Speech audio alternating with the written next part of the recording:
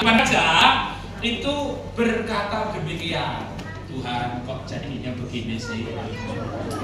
Coba ya saya tinggi sedikit ya, coba ya saya putih sedikit ya, coba saya belok sedikit ya. Duh, kenapa bulu mataku begini ya? Gitu. Baca ayat ini tuh, ya, ya, baca ayat ini tuh, gitu ya. Maka kita harus perlu belajar. Belajar apa? Ya, belajar bahagia.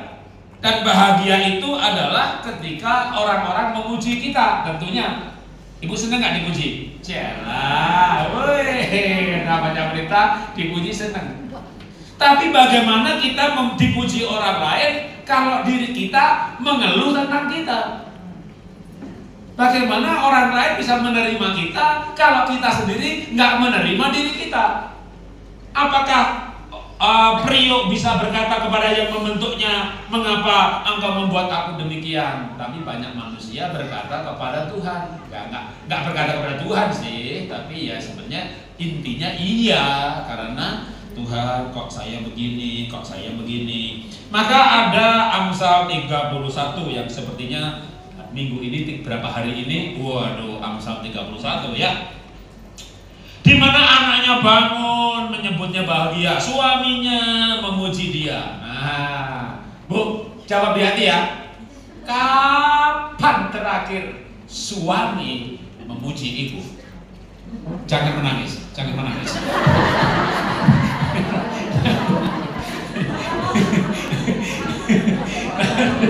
Nah, kalau teman banyak, anak masih ya. Kalau suami ditanya begitu, ambil nafas. Sudah lama sekali Pak. Sudah lama sekali. Makanya siapa belum menikah angkat tangan. Siapa tahu udah kan judulnya wanita bijak, bukan istri bijak ya. Siapa belum menikah angkat tangan. Yang belum menikah. Wah, ada 1, 2, 3. Wah, wajah-wajah yang penuh cinta, pengharapan, mencari cinta. Iya. Segera menikah sebelum tua tangan. Wanita belum menikah, wajahnya benar-benar penuh pengharapan. Yang sudah menikah angkat tangan. Saya nggak melihat, kenapa? Karena kasihan sekali, penuh penderitaan. Jadi kalau wanita belum menikah itu hari Sabtu sehat Bapak Ibu. Apalagi hari Minggu. Kenapa hari Minggu kerja menyentuh? Memang wajahmu, rasakan kasihmu, tinggal dekatmu. Itu mata ketemu mata, indah sekali. Yang sudah menikah, gimana rasanya melihat mata yang satu itu? Kenapa lihat-lihat? Jadi kalau sebelum menikah punya pacar itu, pacarnya kekasih, nomor HP-nya di save, my love, ya kan? Maka ketemu pasar itu, udah sehat. Kenapa ada jurnal namanya honeymoon effect? Atau Dr. John Kabat-Zinn juga mengatakan wanita sakit bukan virus bakteri, 50% stres. Siapa yang bikin stres? Kalau laki-laki kan kerja, ada juga ibu kerja stres karena kantor, karena bos, pindah. Stres karena gereja, pindah gereja, jangan. Masih boleh pindah Tuhan.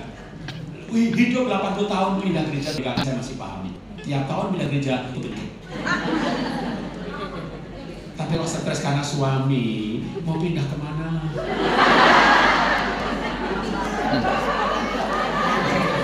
Ya kan? Makanya begitu menikah itu semuanya. Kenapa? Kan kalau masih pacaran, memandang wajahmu, rasakan kasihmu.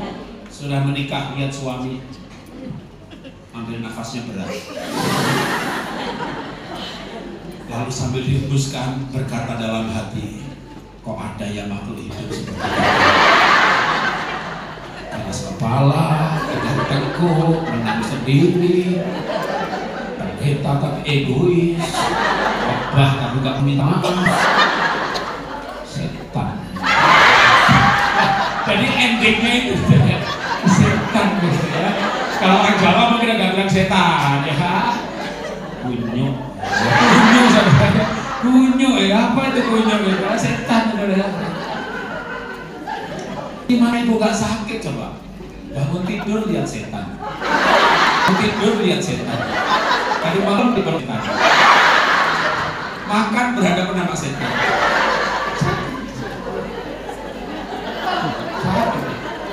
Sekarang ini saya banyak ngajar keluarga dan kesehatan. Dan kalau camp kesehatan tiap bulan itu yang lintas agama. Saya ngajar begini juga. Bahkan kadang-kadang saya bilang kalau di Alkitab ya ayatnya begini, begitu ya. Dan datang tuh cadar, jilbab, semua agama. Lalu mereka tanya, Pak, singkatnya aja Pak, kami pengen sehat Pak. Kalau kami tinggal bersama setan, gimana Pak kami bisa sehat Pak? Gampang sekali ibu-ibu. Cintai setan satu. Ya, mumpung suami nggak ada ya. Nanti di kamar hotel malam-malam ya, foto suami dikeluarkan. Gara-gara kamu aku sakit. Gara-gara kamu aku stres. GERD, mah kambuh melulu. Makanya hari ini pasti ibu sehat-sehat. Karena setannya kan dibawa. Ya, ibu reuni, ketemu teman, ketawa-ketawa, sehat semuanya. Pulang ke rumah, ketemu setan lagi. Sakit lagi, emaknya kabur lagi. Maka 3 hari di kota ini dipersiapkan. Lihat foto suami di kamar, bilang I love you, I love you, I love you. Belum sembuh. Kalau mulut, hati dan pikiran belum kompak, belum sembuh. Ya. Jadi inti pelajaran hari ini adalah cintai setan satu ini. Tapi ibu pasti tidak bisa, jangan mencintai, menerima saja tidak bisa, karena ada akarnya, belum bisa menerima diri sendiri, tidak mencintai diri sendiri. Maka siapakah aku? Kita harus menerima sampai seperti kata sebenarnya ada tafsir ya. Dihubungkan antara Amsal 31 yang berkata, ia bangun pagi hari, tangannya memintal, ia memiliki kebun anggur, ia membawa ikat pinggang dan kepada pedagang. Di kitab Kidung Agung ada wanita yang dipuji-puji oleh suaminya yang sama-sama nulis Amsal dan Kidung Agung dan berkata tentang istrinya yang punya kebun anggur. Maka wanita ini berkata begini, yang bisa memuji, karena Kidung Agung itu puji-pujian antara suami dan istri. Salomo istrinya banyak. Permaisuri ada 60, Selir 80, dan darah-darah tak terbilang banyaknya. Tawarik menulis 689, tambah 60, tambah 80, jadi 999, diputar 666, atau dibulatkan sering, istrinya 1000. Dari sekian banyak itu yang paling dicintai ya, yang kepadanya kitab Kidung Agung ditulis. Apakah dia putih imut-imut, kuning langsat mulus? Enggak. Menurut ayat ini dia berkata hitam. Kenapa Salomo suka yang hitam? Ibu-ibu harus tahu. Ada bapak di sini untuk confirm ya. Kenapa hitam, putih, kuning, malam bagi bapak nggak penting? Karena malam-malam juga gelap ya Pak ya. Iya kan? Putih tapi cerewet, judes. Makanya Amsal juga berkata, lebih baik tinggal di atas sotoh rumah, di atas plafon, daripada diam dengan perempuan yang suka bertengkar. Batu putih, kuning, imut-imut. Hitam tapi nggak sembarang hitam. Mari tadi berkata begini, inilah siapa aku yang sejatinya. Aku hitam tapi cantik. Dia tidak berkata, saya cantik tapi hitam. Rohnya beda. Ya, aku cantik, aku hitam tapi cantik. Jadi dia bersyukur dengan dirinya. Maka ibu-ibu nanti di depan kaca atau nggak usah pakai ngaca, bersyukur aja. Tuhan, terima kasih, hidungku besar Tuhan, dan lubangnya gede Tuhan. Oh terima kasih Tuhan, sebab temanku itu Tuhan, hidungnya mancung, lubangnya kecil, dia pilek dikit aja, mampet Tuhan. Tuhan, aku ini udah meler-meler, nggak mampet-mampet Tuhan. Aduh terima kasih betapa hebatnya hidungku yang besar ini, gitu ya. Tuhan terima kasih kulitku hitam Tuhan, dikit nyamuk nggak ketahuan. Dan temanku betul semuanya Tuhan, gitu ya. Jadi ibu bersyukur. Tuhan bersyukur, Tuhan betisku gede, anjing kakakku tendang mati dia. Udah terserah ya, gue mau bersyukur gimana ya. Tapi jangan Tuhan, kok jadinya begini ya Tuhan. Wah, aku hitam tapi cantik. Gitu ya. Itu namanya bersyukur. Nah, nanti lebih detail, bersyukurnya lebih ilmiah. Setiap orang punya kelemahan, pasti nggak ada yang sempurna. Kalau dia itu orangnya tegas, ya, atau kita ngomong suami nggak ada ya, ngomongin suami ya. Kalau ibu dulu jatuh cinta sama laki-laki yang tegas, punya visi, punya mimpi, waduh, leadershipnya kuat, itu pasti satu paket sama galak dan tidak berperasaan. Satu paket. Oh, saya dulu jatuh cinta sama laki-laki Pak, orangnya lemah lembut ya, baik, lemah lembut ya pasti lelet.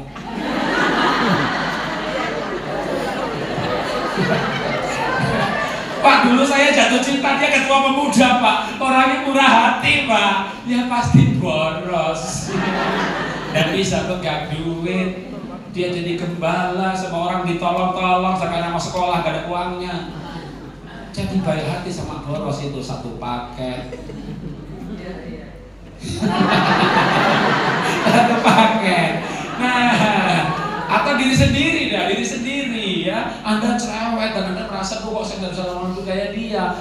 Di dalam cerewetnya Anda pasti ada disiplin, pasti ada rapi, pasti ada teliti. Nah sekarang kita ngomongin terus diri kita, akhirnya gambar diri kita rusak. Atau kita ngomongin negatifnya anak kita, sampai anak kita merasa salah diciptakan. Maka akui sisi positifnya anak kita, supaya dia bersyukur dengan dirinya, dia tahan bully, karena dunia ini memang suka membuli.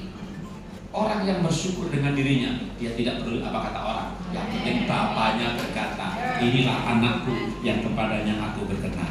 Nah kita perlu seperti bapak kepada anak kita, kepada suami kita, minimal kepada diri sendiri. Aku bersyukur Tuhan, aku seorang Samuel. Memang aku tidak rapi, tidak teliti. Aku kempot, orang Jawa bilang. Tapi aku kreatif, aku penuh inisiatif, aku cheerful dan ceria.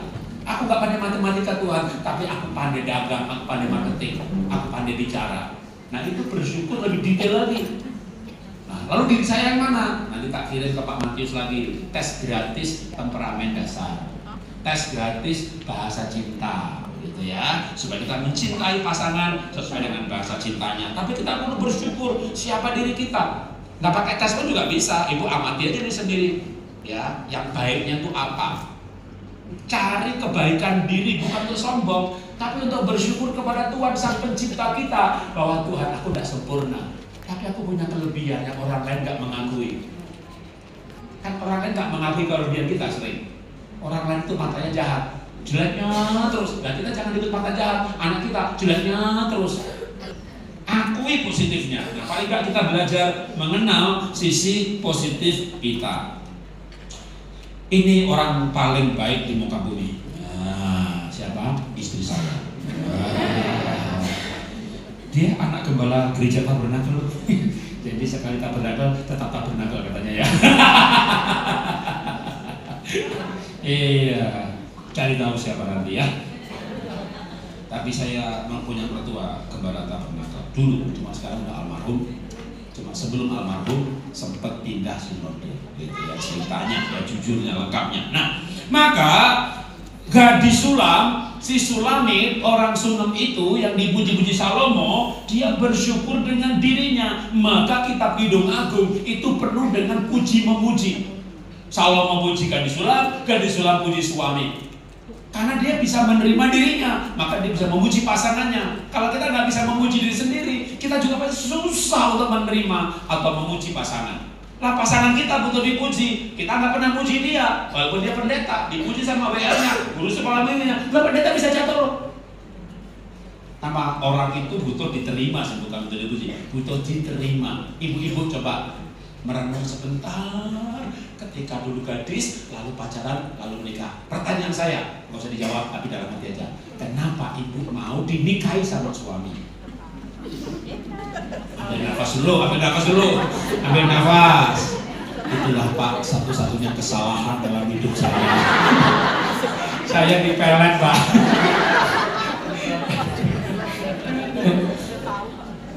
Ibu dulu mungkin punya idola, imamat yang rajani ya. Tapi yang datang imamat kere nih. Tapi si kere itu baik, memuji ibu. Kalau ibu dipuji kelepok. Karena ibu waktu masih gadis mungkin dimarahi juga sama orang tuanya, ditolak sama orang tuanya, nggak pernah diterima sama orang tuanya, sehingga gambar dirinya bermasalah. Kamu tuh perempuan nggak bisa masak, kamu begini, kamu tuh punya ide tapi nggak selesai. Lalu waktu kuliah atau sekolah Alkitab atau sekolah, ada cowok yang bilang, kamu bening, idemu bagus, kamu luar biasa. Langsung nyanyi di kamar mandi sambil nyanyi lagu belum pernah ada kasih di dunia sanggup menerima diriku apa adanya seperti dirimu pacarku. Sungguh tiada lagi makhluk hidup seperti ini. Mumpung ada yang mau dinikahi.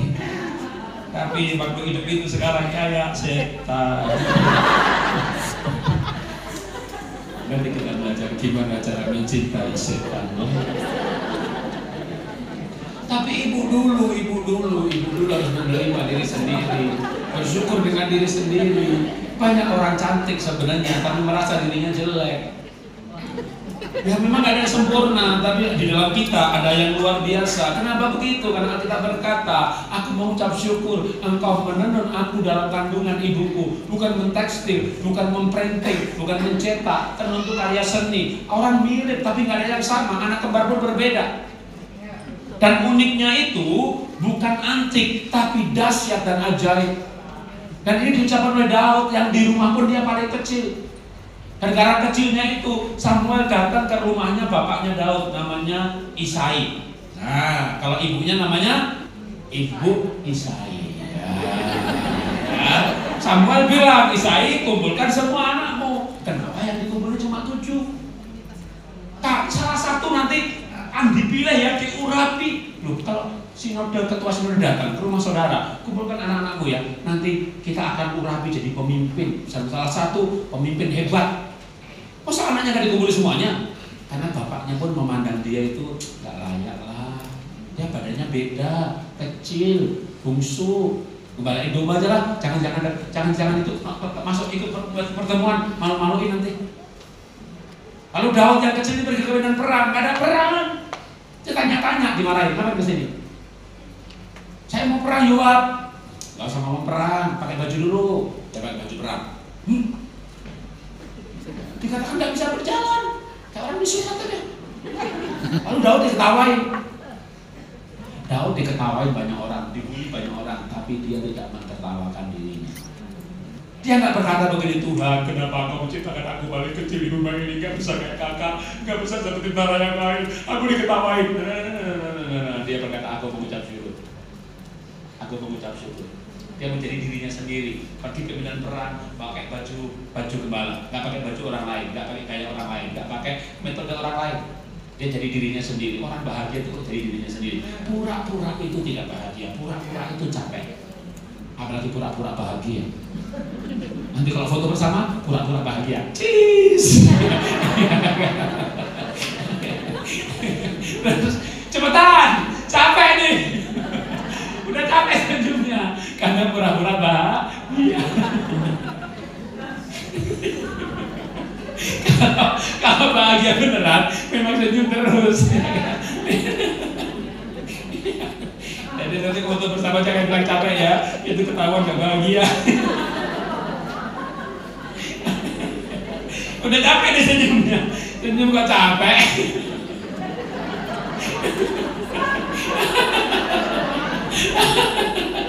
Karena hatinya marah sama setan satu itu, tapi mulutnya suruh senyum.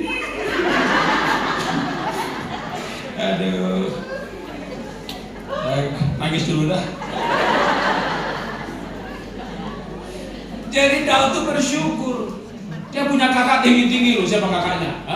Elia, Abinadab, Syama, adiknya sama, terus adik-adiknya sama, terus adik-adiknya sama, terus adik-adiknya Syama. Hebat, Pak Jarod tahu 7 nama kakak Daud ya. Jarang ada pendeta tahu 7 nama kakak Daud.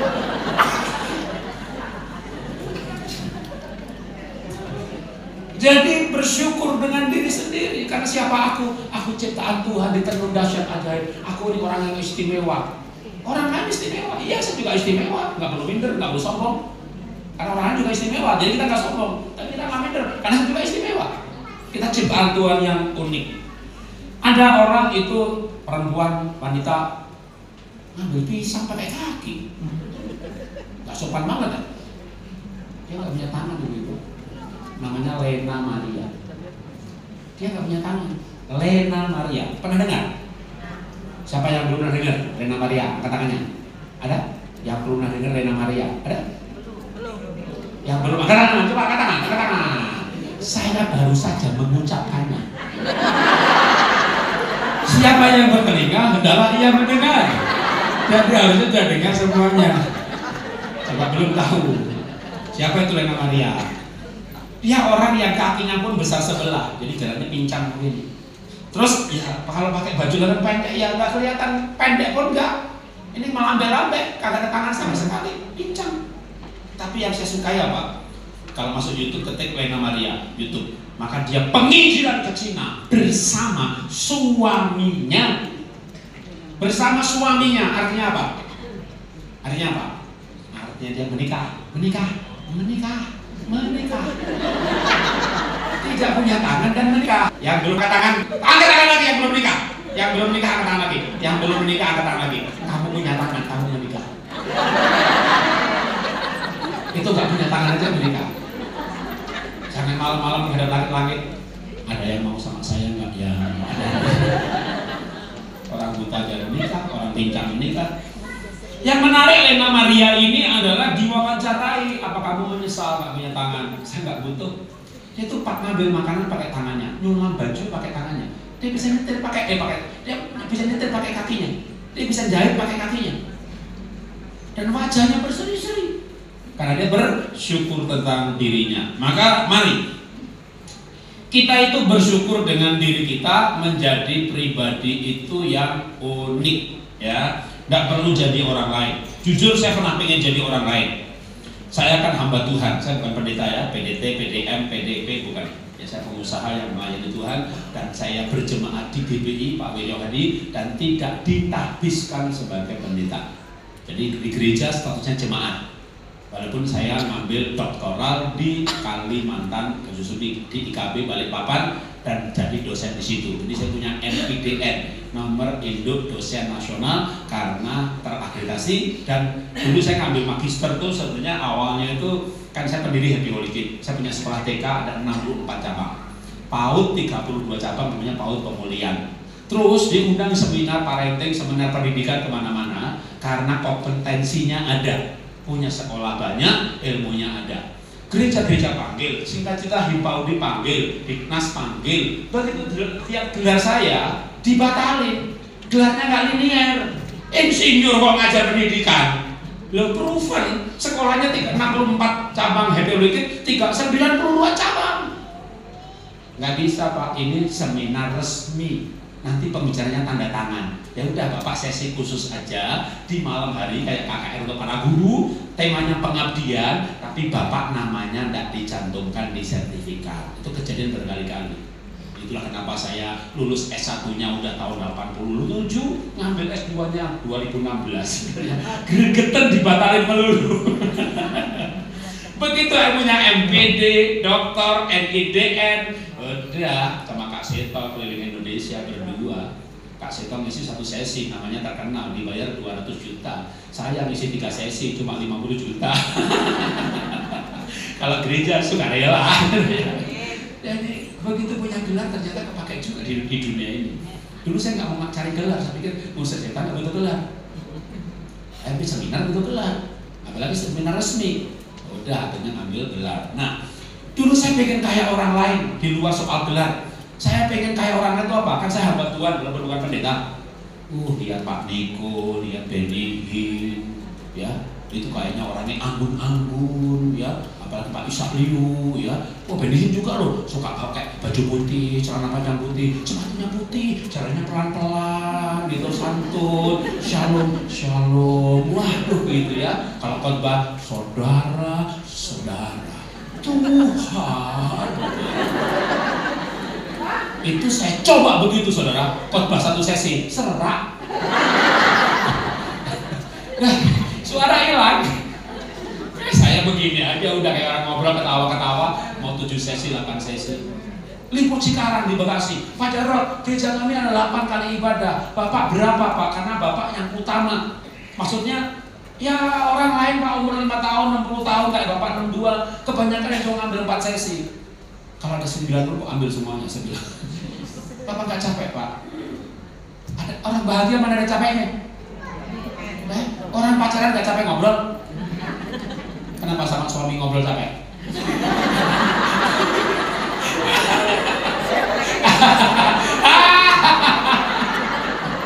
Kenapa khotbah capek? Ya, jangan-jangan mereka cinta Tuhan, cinta uang, cinta posisi, atau cinta jabatan. Anda mau kasih saya berapa sesi dah? Nggak ada capeknya Bapak Ibu. Kemarin juga baru benar dari Palembang, itu pun juga kerjaan nunggu. Oke. Pokoknya anggap aja kalau saya semua pekerjaan tak anggap pelayanan, udah, jadi makanya nggak ada capeknya. Tapi dengan gaya sendiri, jangan gaya orang lain. Menemukan keunikan diri, minat, bakat, talenta, gaya, dan menjadikan diri sendiri menjadikan pribadi yang bahagia. Lalu kita bahagia, bisa bahagiain orang lain. Maka anak-anak bangun, suaminya bangun, memujinya. Engkau orang yang bahagia. Bahkan orang kan berkata, aku bahagia ketemu kamu, aku bahagia punya teman kamu, aku bahagia jadi pasanganmu. Gitu ya. Jangan sampai suami bilang, aku tuh nyesel nikah sama kamu. Tapi laki-laki zaman sekarang nggak ada yang berani ngomong begitu. Karena sekarang muncul bukan wanita cakap, no. Jemaat dan dunia bukan wanita cakap, wanita kuat.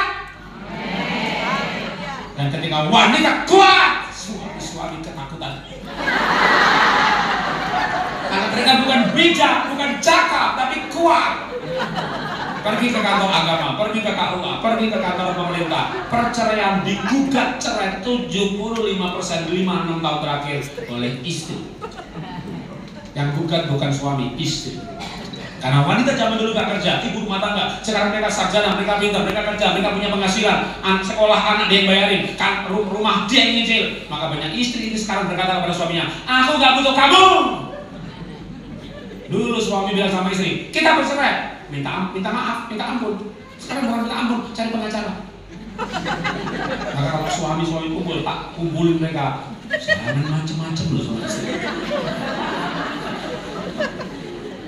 Siapa sih ibu-ibu yang punya penghasilan? Mau full timer, mau nggak full timer, mau pegawai negeri, mau jualan panci, mau punya warung, pokoknya wanita punya penghasilan. Angkat tangan, angkat tangan tinggi punya penghasilan. Angkat tangan. Nah, inilah wanita-wanita berbahaya.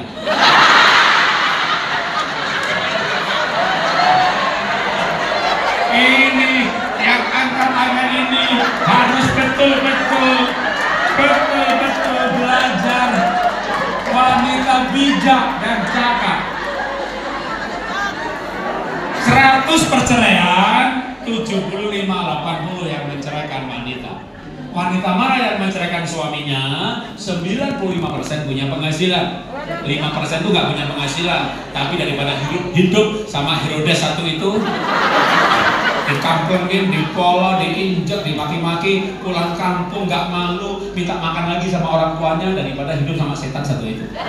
Tapi 95% penggugat cerai adalah wanita yang punya penghasilan. Maka kalau hari Minggu kebaktian saya tanya ke jemaat, siapa wanita yang punya penghasilan? Angkat tangan. Mereka bangga, mereka diberkati, angkat tangan. Dan saya bilang sama suaminya, hati-hati, sebelahmu makhluk berbahaya.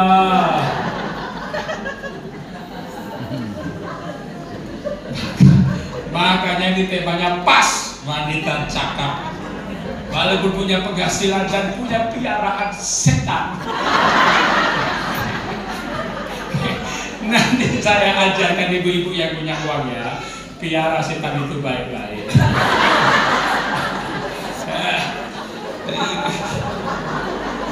Pak, suami saya baik Pak, bukan kayak setan Pak. Tapi mertua saya kayak setan. Sama itu doang, anaknya setan. Nanti cintai mertuamu, cintai mertuamu. Apa sih pentingnya aku ini siapa? Oke, nomor 1, karena akan mempengaruhi pencapaian tertinggi. Saya nggak lama-lama soal pencapaian, nanti yang soal relasi lebih lama.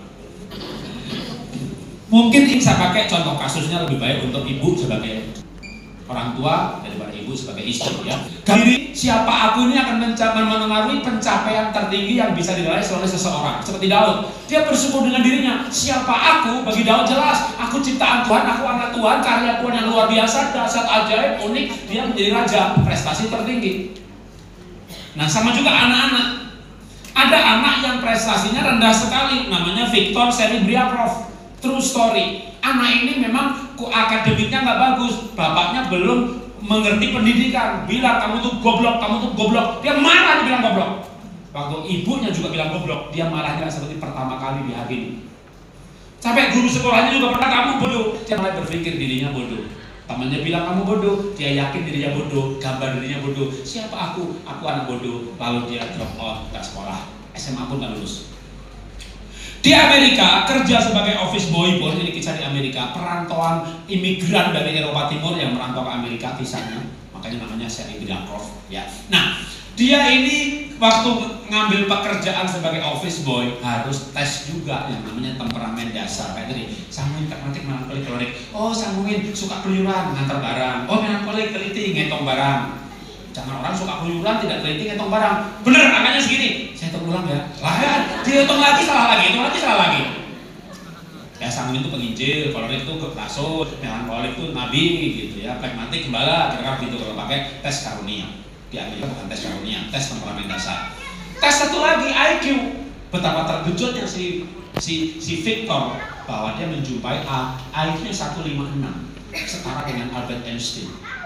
Jadi Indonesia itu atau orang bukan Indonesia pandai akademik itu IQ 110 sampai 120 itu pandai akademik. 120 sampai 110 itu anak-anak nakal karena pintar dia nakal. 130 sampai 140 saking pintarnya dia menghiraukan. Bahkan karena konsentrasi pendek karena idenya bagus. Di atas 150 udah aneh-aneh itu orang.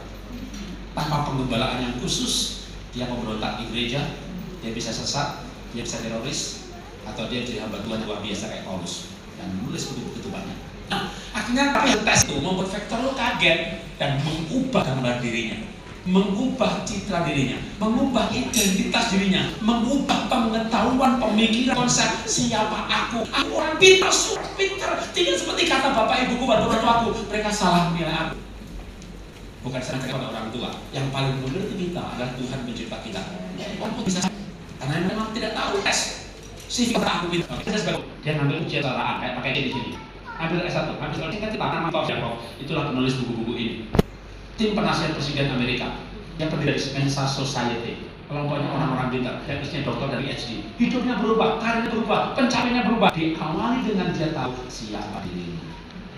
Kalau kita tahu siapa diri kita, oh aku ciptaan Tuhan, oh roh Allah ada padaku, oh dia sudah murapi aku. Jadi tidak perlu Tuhan murapi aku, tapi Tuhan terima kasih, rohmu sudah tinggal dalam aku. Lewat Yesus Kristus yang aku terima sebagai Tuhan dan Juru Selamat diri. Aku hamba Tuhan, aku hamba Tuhan. Di depan kaca bilang kamu hamba Tuhan, kamu hamba Tuhan. Itu citra diri, itu identitas diri mana lebih cepat lebih dalamnya ya. Maka kita harus berkata kepada anak kita, nah kamu nggak pandai matematika, tapi mama tuh bangga sama kamu. Kamu matematika 67 nggak apa-apa lah. Tapi kamu orangnya kreatif. Nanti kamu nggak usah kerja sebagai dosen. Kamu marketing pasti hebat. Kamu hebat dalam bidang ini. Sama temannya dibully, dia lari ke mamahnya, ma aku dibully. Mereka nggak tahu siapa kamu. Nah, kamu anak papa, anak mama, kamu anak Tuhan yang hebat. Kamu diberi keunikan, kelebihan ini. Kita bisa melihat kelebihan setiap anak. Mereka anak hebat. Nah, lalu lihat setan satu itu. Anda cari kelemahannya, carilah maka mendapat. Makin ibu-ibu cari kejelekannya, makin jelek hidup. Cari baiknya ketemu, cari baiknya ketemu, dikumpulin ya kan? Maka otaknya baik, cari yang baik, hatinya baik, cari yang baik, dapat yang baik, hatinya jadi baik. Ucapkan yang baik, berpikir yang baik. Yang jahat disebut guncangan. Kita terimanya, kita lengkapinya, ya. Maka kalau kita percaya bahwa di dalam kita ada roh yang luar biasa dan roh yang di dalam kita lebih besar daripada dunia ini, maka roh dunia nggak ada artinya. Kita akan melakukan pekerjaan-pekerjaan yang Tuhan lakukan, dimulai dari pengenalan siapa aku dari sisi rohani. Aku adalah anak Tuhan, aku murid Tuhan Yesus. akan murid Tuhan Yesus pun karena bisa lebih detail lagi. Saya udah berpuluh-puluh tahun melayani Tuhan, sampai 4 tahun lalu saya dapat ayat. Maka dibawanya lah kepada Yesus segala orang yang sakit dan kelemahan tubuh, dan Yesus menyembuhkan mereka semua, bukan sebagian. Tapi itu cerita yang menarik tadi kok dibawanya, lalu dipanggil yang muridnya dan diberi kuasa untuk menyembuhkan segala penyakit dan kelemahan. 4 tahun lalu saya punya panggilan khusus untuk kesembuhan, tapi bukan lewat tumpang tangan sembuh ya. Lewat dianalisa dulu, sering kedinginan, nggak tahan dingin, betul Pak Jarod. Pinggang sering sakit, betul Pak Jarod. Oke, olah nafas ini, olahraga ini, suplemen ini. Minum kista kanker tumor, ketemu saya nggak perlu tempo, nggak ada radiasi. Saya HbA1c 11,5, lepas obat, lepas insulin. Istri saya di kursi roda 6 bulan, lepas tongkat, lepas kursi roda. Operasi enggak, tempurung itu udah robek. Banyak banget sekarang orang yang cari saya. Lihat tadi kalau Pak Matius kemarin jemput dari airport, saya buru-buru banget sama makan sabun nggak sempat. Di sini kan saya pikir saya mau konseling di sini, wih dikasih meja di sini, jam 4 mau mulai, jam 5 baru selesai tuh. Ada 9 orang itu. Tahu saya ke Samarinda, cuma kasih jatah 1 orang cukup 20 menit aja. Tapi untuk jelasinnya 15 jam sebenarnya. Tapi cuma ada waktu 20 menit aja. Bapak ya, ada penyumbatan pembuluh darah. Bapak ada prostat. Itu dalam 2-3 menit ketahuan semua. Lalu diberikan sarannya. Nah, ini dikasih PR-nya. Ya, Bapak ini ada penyempitan pembuluh darah. Oh nggak pasang ring? Oke, PR-nya ini. Atau ini Bapak itu masuk YouTube aja ketik penyumbatan pembuluh darah jalan. Ketik aja diabetes jalan. Ketik aja prostat jalan. Ketik aja diabetes jalan. Ketik aja kanker jalan. Ketik aja autoimun jalan.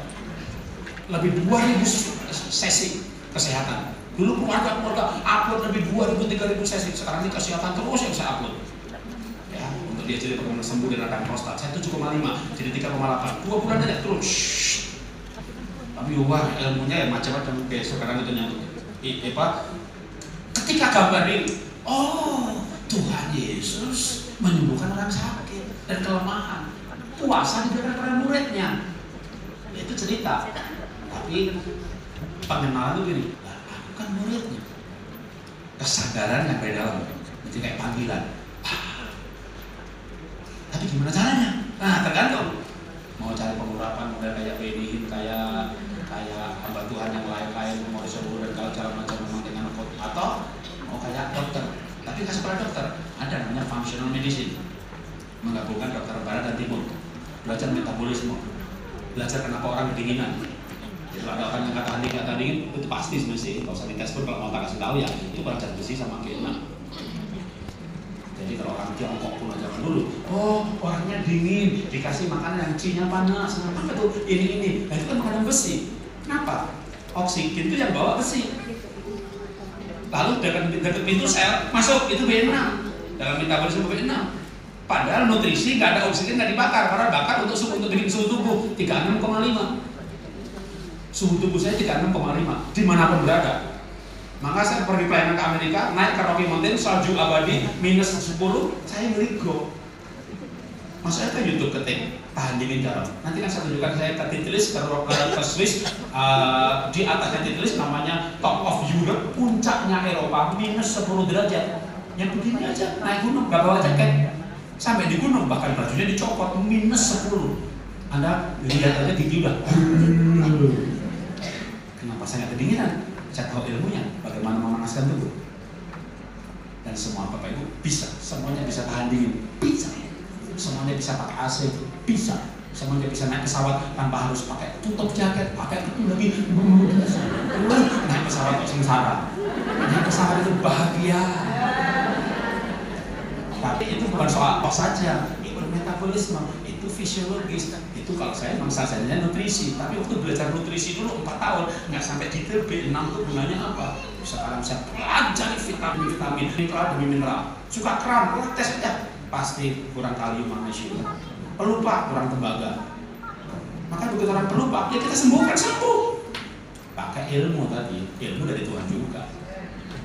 Nah, itu balik ke soal citra diri. Victor mengenal dirinya. Saya sekarang punya citra diri, aku hamba Tuhan. Plus, aku penyembuh.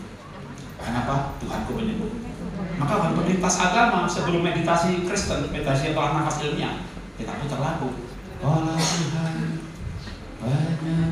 itu semua agama ajarannya lagi kok. Pertama kali saya ngajar meditasi, olah nafas, tak beri nama bukan meditasi, olah nafas. Mulai pendeta sesat ngajar olah nafas meditasi. Ketika dia bikin Yahweh yang namanya Onggi, Joseph Prince, Derek Prince, semuanya ngajar breathing Yahweh. Tarik nafas. Ayatnya ada, semua yang bernafas melafalkan namanya. Bahasa Indonesia, memuji namanya. Musa bertanya, siapa namamu? Kalau bangsa itu tanya, siapa yang mengutus engkau? Yahweh. Mau dijawabin gimana? Yahweh. Anda nambah A dan E. Yehova. Anda nambah E, O dan A. Yahweh nggak bisa diucapkan dengan mulut. Tapi semua yang bernafas melafazkan namanya. Iya. Iya. Ya, masuk aja ke YouTube, ketik lagi nanti namanya meditasi Kristen Alkitabiah. Kalau saya ngajar ayatnya muncul semua. Sampai akhirnya Indri Utama yang berkata, ada mulai aneh-aneh. Di gerejanya sekarang dia bikin namanya Breathing Worship. 600 pendeta ada sekarang itu olah nafas saya. Karena ada 40.000 orang di dunia ini ikut olah nafas saya. Tapi semuanya orang Indonesia, saya cuma tinggalnya di mana-mana. Kalau pendetanya 600-an, kalau dokternya 400-an. Dokter pun sekarang mau sembuh tanpa obat. Mereka tulis resep buat pasien. Dan untuk diri sendiri, aku mengikut Pak Jarod. Sehat tanpa obat, sembuh tanpa mampu lepas obat. Ya, Anda bisa ikut pelajaran saya. Hubungi Pak Martinus, masuk WA Group, boleh bikin WA Group khusus juga boleh. Nanti follow up-nya lewat Zoom. Ya, bikin WA Group wanita sehat. Wah, gitu ya. Setelah setannya mati, ibu kawin lagi. Jangan ya, wanita harus kuat ya. Oke. Berikutnya apa sih pentingnya gambar diri gitu ya? Menemukan potensi, menjadi orang maksimal, itu dipengaruhi oleh siapa aku. Siapa aku mempengaruhi potensi. Yang kedua, gambar diri mempengaruhi bagaimana orang membawakan dirinya. Siapa aku ini? Aku ini manusia tidak berguna, cacing dan tanah liat. Itu kalau belum lahir baru. Aku ini orang yang penuh dosa. Itu kalau belum ditebus. Begitu kita lahir baru, maka Efesus 1:13, barang siapa menerimanya, ia dimeteraikan dengan Roh Kudus. Meterainya di mana? Tidak kebanyakan nonton akhir zaman. Meterainya di roh kita. Kenapa? Ada tertulis, roh itu bersaksi bersama dengan roh kita. Bersama roh kita. Roh itu bersama roh kita. Oleh roh itu kita berseru. Jadi Roh Kudus itu dalam roh kita. Makin bisa dari siapa aku ini? Aku manusia, tapi rohnya adalah Roh Kudus. Maka terima kasih Tuhan sudah memberi Roh Kudus. Terima kasih, sudah. Maka seperti Paulus bilang sama Timotius, kobarkan karunia yang ada padamu yang sudah kamu terima. Maka kita Kristen, tapi yakin nggak, sadar nggak, roh kita ada Roh Kudus. Waktu saya belajar, Alkitab berkata, selama Roh Allah dalam lubang hidungku, baca kitab Ayub, nafas yang Maha Kuasa menghidupkan aku. Konteksnya Ayub sakit. Cari LIT, lateral translation, direct Hebrew to English. Maka nafasnya menyembuhkan aku. Tapi menarik adalah selama Roh Allah dalam lubang hidungku. Kenapa olah nafas yang saya ajarkan menyembuhkan? Karena waktu itu tarik nafas, kalau kedokteran, tarik nafas, oksigen, CO2. Kalau Alkitab, selama Roh Allah dalam lubang hidungku. Roh Tuhan. Lah Pak, kalau gitu yang akan menyalain roh siapa yang masuk? Yang engkau sembah, itu yang masuk. Punya HP semuanya? Punya. Ada Telkomsel, ada Excel, ada Simpati. Sinyal mana yang masuk? Yang diinstal. Gelombangnya di sini-sini tidak ada semuanya. Tuhan itu Maha hadir. Di Venus ada, di Mars ada, di bumi ada, di Samarinda ada. Roh Tuhan ada di mana-mana. Plus kita melawan roh jahat di udara. Jadi di udara ini banyak roh seliweran. Anda menyembah Mamon, roh Mamon yang mau masuk. Maka nafas itu perana, tepat sekali. Makanya orang karismatik yang berikut meditasi itu ada perana-perana ini di balik. Perana itu ruah. Maka Tuhan membuat Adam dan menghembuskan ruah Yahweh. Ruah, roh, nafas itu roh. Maka baca kitab dalam Kejadian ataupun di kitab Ayub. Tidak selamanya rohku dalam manusia. Saat nafasmu kembali kepadaku. Kenapa ayatnya begini? Tidak selamanya rohku dalam manusia. Saat rohnya kembali, karena nafas itu roh. Maka saya memahami sekarang, kalau saya tarik nafas, ruah Yahweh, roh Yehova pencipta alam semesta, yang waktu menjadi manusia namanya Tuhan Yesus Kristus, Dan Bapa Putra itu adalah Echad, bukan satu, Echad, Esa. Maka waktu saya tarik nafas, roh Tuhan masuk di hidung saya. Kemana? Ke paru-paru. Oke, oksigen. Tarik nafas, O2 masuk, oksigen masuk ke paru-paru. Paru-paru ada alveoli, membuat oksigen bisa ditangkap sama darah. Darah membawa oksigen ke setiap sel. Oke, pakai ayat. Setiap roh Allah ada pada lubang hidungku. Waktu kita tarik nafas, roh Tuhan masuk, ditangkap sama darah. Jadi roh Tuhan ada dalam darah. Maka ada tertulis jangan makan darah sebab itu nyawa. Saya Kristen karismatik yang pegang juga kitab Taurat. Kitab Taurat digenapi mengenai pengampunan dosa. Tapi saya tetap nggak makan darah. Sebab darah itu nyawa. Roh Tuhan ada di dalam darah, beredar ke seluruh tubuh, membawa roh Tuhan. Oke. Kedokteran. Darah membawa oksigen ke setiap sel. Darah membawa roh Tuhan ke setiap sel. Logis bukan kalau ayatnya tubuhmu baik Roh Kudus. Maka dasar kesembuhan adalah kalau roh Tuhan dalam tubuhmu, apa yang Tuhan tidak bisa sembuhkan. Maka saya percaya semua sakit bisa sembuh. Saya khotbah di tempatnya Pak William Hadi. Lalu yang mendampingi saya, Pak, itu WA-nya autoimun. Pak kasih cecair kertas. Kasih nomor saya ke dia. Enggak Pak, mau ngasih ke Bapak. Itu ikut Bapak nunggu lepas obat itu sembuh. Saya ke Kelapa Gading, yang lain ribut. Makasih Pak Jalur, makasih. Gitu-gitu banget, aduh. Udah, berpelukan aja, gitu ya kan. Kenapa kan begitu-gitu banget? Aku kan 11 tahun Pak skoliasis autoimun kulit. Itu Bapak sembuh. Ya sembuh lah waktu kamu sadar ini bukan cuma oksigen. Ini roh Tuhan masuk. Dan punya kesadaran penuh. Seperti Alkitab berkata, yang bernafas menghafalkan namanya. Dan dalam kesadaran penuh. Setiap aku bernafas, aku sadar hadirat Tuhan. Banyak orang beragama tapi nggak sadar. Kesadaran aku ini siapa? Aku baik Roh Kudus. Baiknya Tuhan. Karena Tuhan tinggal di dalam aku. Kesadaran itu. Terus kita baiknya Roh Kudus, terus lihat porno gitu, ya enggak lah. Terus bohong gitu, ya enggak lah. Maka kita perlu sekali sadar, aku ini siapa, sesadar-sadarnya. Dan kesadaran kalau ditambah dengan olah nafas yang saya ajarkan, yang namanya breathing Yahweh. Anda ketik ada breathing Yahweh. Ternyata saya tahunya itu malah istri. Lihat nih, Konghi juga ngajarin, aku ngajarkan, yang bener. Mungkin dia denger YouTube saya kali, ya enggak lah. Emang kamu bisa bahasa Inggris? Bahasa Inggris bisa ngaco ya kan? Berarti ya dokter pasti bisa bahasa Inggris, tapi nggak, kalau khotbah tuh nggak nyaman gitu ya. Ternyata begitu tak ketik breathing Yahweh, banyak hambatan di dunia, kok pembahasannya sama. Ya, oke, balik ke sini. Itu saya hubungkan ke kesadaran, siapa aku? Baik Roh Kudus. Nah kalau kita sadar itu, kita akan mempengaruhi bagaimana kita membawakan dirinya. Tentu saya tidak meremehkan Pak Niko, tapi juga saya tidak akan munduk-munduk kayak nyembah dia, seolah dia hebat sekali. Sama-sama hamba Tuhan, sama-sama ada Roh Kudusnya. Jadi kita membawakan diri kita, misalnya dalam hal keuangan, ya kita nggak minder dengan pengusaha yang duitnya banyak. Bahkan kita bisa kasihan sama dia kalau dia nggak punya keselamatan. Jadi kita memandang diri kita apa? Hambanya Tuhan. Oke, lahir baru kita anak Tuhan. Kita belajar, kita murid Tuhan. Kita murid mengerti, Tuhan bilang kamu sahabatku. Sahabat yang mengerjakan pekerjaannya disebut rekan sekerja. Rekan sekerja dengan bukan ogah-ogahan disebut mempelai. Kita rekan sekerja aja mungkin belum sampai mempelai. Ya, dulu ada kabar mempelai, Kristen mempelai. Kita bilang yang sekerja aja deh. Bangga nggak jadi kongsinya Pak Prabowo atau kongsinya Bu Megawati. Kita kongsinya Tuhan. Ya kan? Kesadaran, apalagi kita baiknya Tuhan. Waduh, itu dalam sekali. Oke. Ada seorang anak raja, keturunan raja, bahkan dia berkata, aku ini anjing, gitu ya. Ya, karena dia tidak mengenal siapa dirinya. Dia menganggap si Mephibosheth ini anjing, gitu ya. Jadi kembali kepada Viktor Serebryakov, ketika dia yakin bahwa dirinya orang pintar, dia menjadi pintar. Yakinkan anak-anakmu. Nah, kamu anak Tuhan, kamu orang hebat. Kamu pasti sukses pada bidangmu masing-masing. Anak saya 3, ya kepadanya beda-beda, tapi 3 anak saya hebat semua ya. Jadi anak saya itu kelas 1 SD sampai 3 SMP ranking 1. 3 SMP Singapura Asian Scholarship.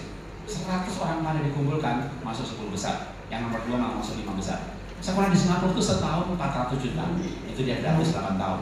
Karena pintar, maka asramanya gratis, $1.000 satu bulan. Karena lebih pintar lagi, tiap bulan $1.200, 15 juta tiap bulan. Apakah mereka IQ tinggi? Di bawah 150. Kok otaknya maksimal? Karena hatinya bahagia, menemukan panggilannya dan jurusannya sesuai dengan keunikannya. Karena jurusan keunikannya, maka si Raja Wali jadi juara terbang, si kura-kura jadi juara menyelam, dan kelinci juara lari. Anak punya anak kayak kelinci. Nah, kamu ikut anaknya Pak Jarod, nah, jurusan menyelam, nah, wah, si kelinci menyelam, lalu drop out. Si kura-kura ngambil jurusan lari, susah sama pelajarannya. Memang susah, ya belajar, rajin banget kamu. Ya gue namanya, tapi larinya gak bisa cepet, Bang. Lama-lama bisa cepet, Bang. Tapi berat banget, Bang. Memang hidup di beratkan itu dalam hidup sekali lo bisa, iya bisa, tapi susah terus. Akhirnya kura-kura lulus jurusan lari dengan IP 2,1. Dan selama kuliah dibilang namanya bodoh, kabar ini rusak bodoh. Udah terlanjur punya gelar jurusan lari, maka kerjanya ngantar barang. Maka si kura-kura kerja tiap hari ngantar barang. Betapa stresnya dia, maka singkat cerita dia stroke, mati sakit umur 40. Salah jurusan. Orang tuanya tak kenal siapa dia. Karena kita nggak mengenal siapa diri kita juga. Kalau saya kenal diri saya kenal anak-anak saya kenal diri saya kenal istri saya. Anak saya sekolahnya pas, gaya belajarnya auditory, kinestetik, atau dia auditory, visual, atau anak saya tahu sampai ke detail gaya belajarnya. Kok pintar anaknya Pak? Kan gaya belajarnya pas. Kok juara Pak? Kan jurusannya pas. Gaya belajarnya pas, bahkan pendampingan belajarnya pas. Anak ketik aja keunikan anak, gaya belajar anak masuk YouTube, ketik gaya belajar anak Jarod, pendampingan anak Jarod, pas, detail, ilmiah, alkitabiah. Maka hasilnya apa? Ya anak kita hebat. Sekolah aja dibayar 500 juta per tahun, per bulan, selama 8 tahun masing-masing anak, 8 miliar per anak, hebat. Maka begitu lulus, jangan tanya, satu aja anak ceritain. Ketik aja Natanya Christie, atau ketik aja top 20 leader in the world, top 20 millennial leader in the world. Kalau muncul namanya Natanya Christie, di antara 20 orang itu, itulah anak saya. Sehingga dia ceramahnya ke Boston, dia ceramahnya ke London, dia ceramahnya ke Sydney, terbang bisnis kelas hotel bintang 5. Satu sesi ceramah seperti ini, satu sesi 50 menit, $20.000, hampir 300 juta. Umur belum 30 tahun, apartemen 18 miliar. Jadi anak-anaknya diberkati Bapak itu. Tapi sebenarnya itu adalah normal. Tapi mereka tahu siapa dirinya, dan orang tuanya tahu siapa diri mereka. Karena kita tahu siapa diri kita.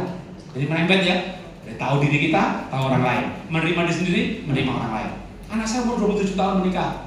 Udah ikut 8 sesi pembekalan pernikahan di gereja. Pak Ma, kita tetap mau sama Papa Mama seharian. Oke, terbang ke Jakarta. Mantu, calon anak dan calon mantu terbang ke Jakarta. Satu pertanyaan mereka aja. Mah, kita mau nanya sih, Papa Mama itu pernah berantem gak sih?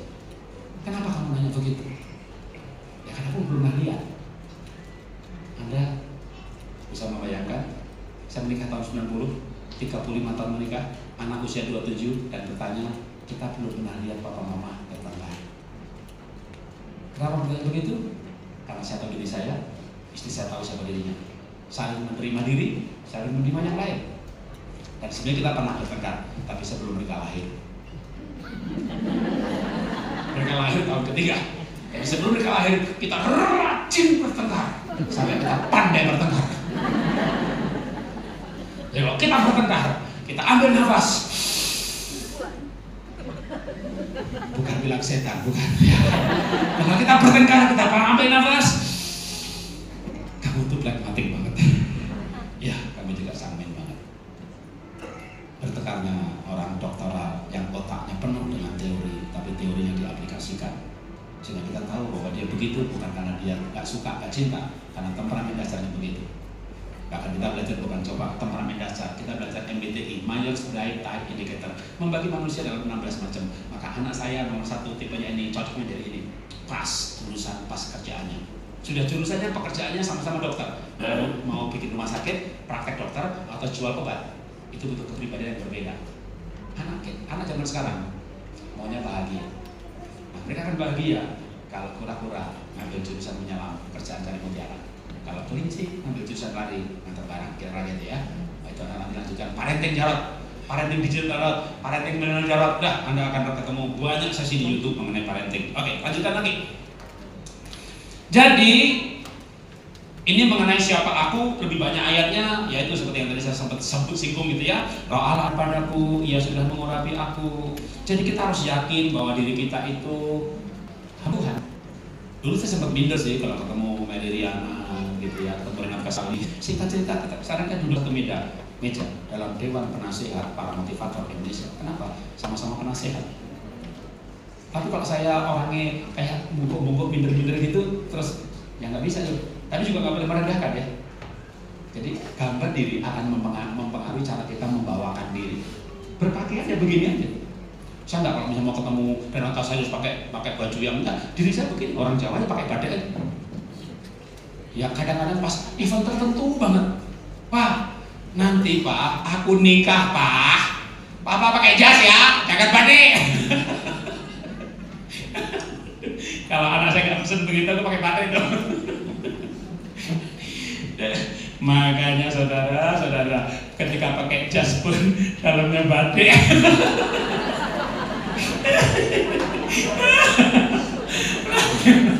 Ya itu saya gitu loh. Aduh, tapi anak saya, Pak, jas dalamnya bukan batik. Tapi anak saya ngomong gitu. Ini pernikahan gue Pak, sekali seumur hidup. Oke, nah, kalau gitu kamu yang beliin aja, aku tinggal pakai. Udah Pak, ukur ke sana. Anak mau nikah Oktober nanti, ya. Banyak banget nanti 1.000 orang akan hadir. Itu sampai namanya Erick Thohir itu mau pakai ruangan itu. Dia nggak bisa, anak saya udah bayar duluan. Udah dibayar. Jadi anak saya udah bayar semuanya. Hotelnya, makannya, kita orang itu tinggal hadir aja. Ya tempat kalau yang Erick Thohir di situ satu orang itu 1,2 juta per orang. Tapi yang namanya anak diberkati, Pak, itu hanya makannya, dekorasinya ini kamu bisa bahas. Pokoknya kita anggarin 2M Pak. Pokoknya keluarga Bapak yang datang nanti hotelnya, transportnya udah siapin semua. Kalau punya anak diberkati dalam nikah kita nggak pusing. Kita tinggal bawa badan aja, tinggal ikut aja, pokoknya taat aja. Pak, bukan batik, ya.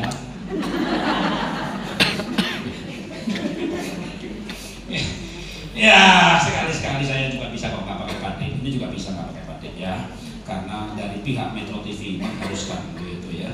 Tapi belakangan pakai batik dibolehkan. Itu artinya waktu saya yang itu kan Mak Meriana bukan batik, saya batik gitu ya. Karena saya bilang kalau Pak mau saya tampil maksimal, mukanya ceria, ketawanya nggak dibuat bikin-bikin, biar aku jadi diriku gitu.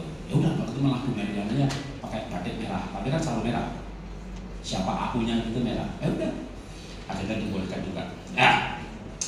Maka ada orang yang tidak punya kaki, tidak punya tangan. Nick Fujik berkata, saya menjalani kehidupan dengan penuh keyakinan karena Tuhan mencintai saya, menyertai saya, karena saya miliknya yang istimewa. Dia Kristen ya, Nick Fujik tidak punya tangan.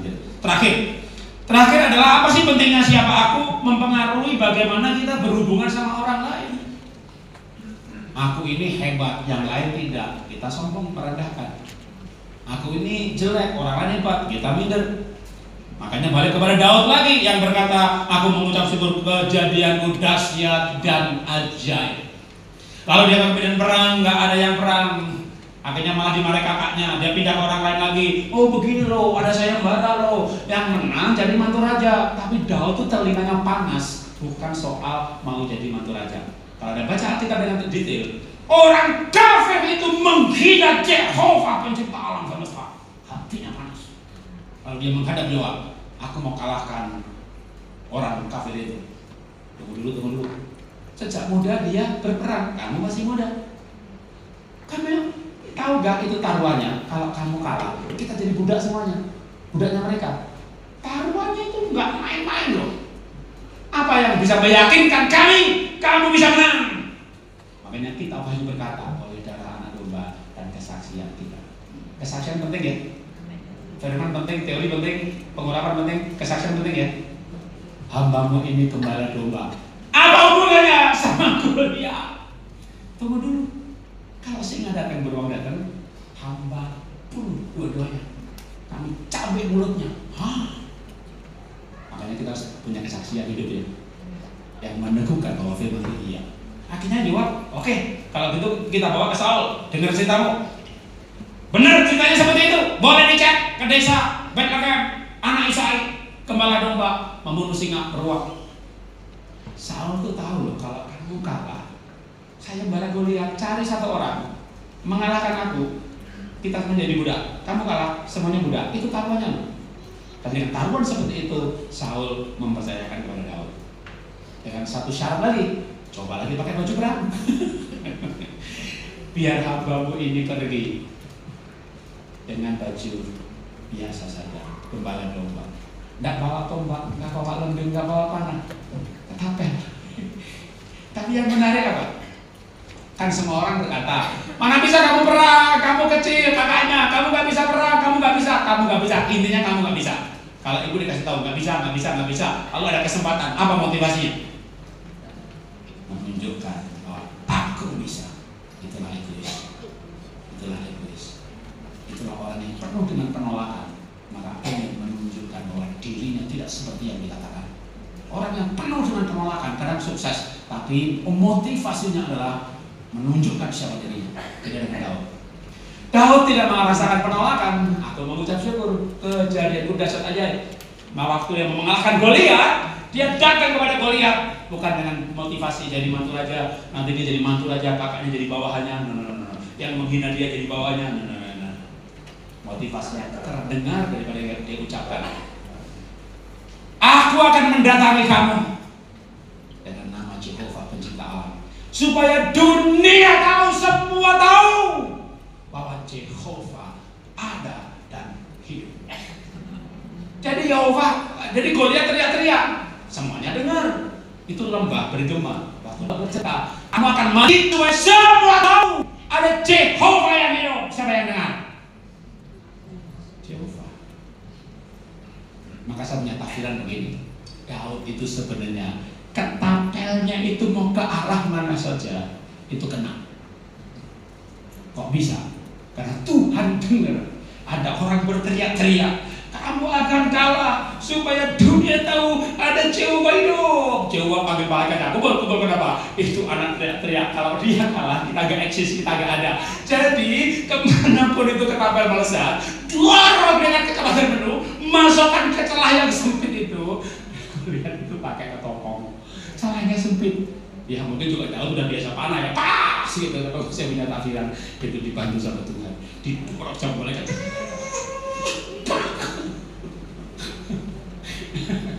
Karena Daud punya motivasi apa? Supaya dunia tahu dia ada, dia hidup. Dia kata motivasi supaya saya nggak dihina lagi. Benar. Itu motivasi orang yang penuh penolakan, orang yang hatinya terluka. Hamba Tuhan nggak boleh terluka, nanti mencari pelayanan untuk mencari penerimaan, dipuji senang, begitu dimati nggak dipuji marah, ngamuk, ya kayak Herodes saja. Oke, gampang tersinggung kayak Saul aja. Ada anak buah diurapi malah terancam, pengerja diurapi terancam, ketua pemuda diurapi terancam, yang ada pemecatan, penyingkiran. Udah Saul baru muncul dalam gereja dalam zaman. Mohon maaf kalau saya berkata begini, tapi kita harus orang yang tahu panggilannya, yakin akan panggilannya, tahu siapa dirinya, yang yakin panggilannya tidak pernah merasa terancam. Maka kita penting banget itu cara membawakan diri. Kenapa ada hamba Tuhan atau ketua sinode atau ketua majelis atau apa rebutan jabatan? Dia nggak tahu siapa dirinya. Tanpa jabatan pun dia bisa tetap maju. Saya pun mengalami yang namanya kehilangan jabatan. Tapi apa kehilangan pelayanan? Enggak ya. Oke, itu pentingnya. Maka Daud tidak marah waktu dihina. Demikian juga kita perlu belajar mengenal diri sendiri. Oke, soal parenting saya lewatin. Maka penutupnya adalah membangun gambar diri itu gimana sih? Memandang diri seperti Tuhan memandang kita. Ya. Nanti kita lanjutkan mengenai diriku dan pasangan. Oke, ada waktu setengah jam. Kalau mau sampai jam 10. Tanya jawab atau gimana panitia? Jadwalnya 8 sampai 10 ya? Betul? Agendanya? Berdiri dulu sebentar, berdiri dulu, udah lama duduk. Nah, biar nggak kesemutan. Iya, berdiri dulu. Oke, panitia.